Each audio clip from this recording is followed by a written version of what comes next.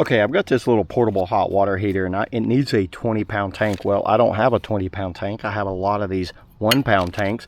So what I did, I picked up one of these little adapters right here. This is the GASPRO 1-pound to 20-pound adapter.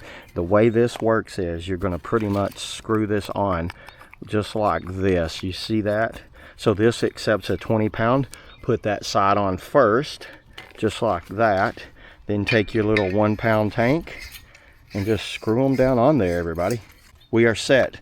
That was awesome. So this works great if you got like a camping, say like any type of grill, or like one of those little camping stoves or something that uses the 20-pound tank, but all you have is these adapters, the little 1-pound tanks.